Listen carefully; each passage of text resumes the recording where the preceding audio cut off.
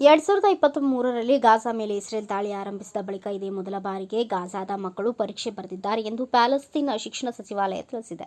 ಉನ್ನತ ಶಿಕ್ಷಣಕ್ಕಾಗಿ ವಿಶ್ವವಿದ್ಯಾಲಯ ಪ್ರವೇಶ ಪರೀಕ್ಷೆ ಮತ್ತು ಪ್ರೌಢ ಶಿಕ್ಷಣ ಪರೀಕ್ಷೆಗಳನ್ನು ಪ್ಯಾಲೆಸ್ತೈನ್ ಶಿಕ್ಷಣ ಇಲಾಖೆ ನಡೆಸಿದೆ. ಒಟ್ಟು 1,500 ವಿದ್ಯಾರ್ಥಿಗಳು ಪರೀಕ್ಷೆ ಬರೆದಿದ್ದಾರೆ ಎಂದು ವರದಿಯಾಗಿದೆ.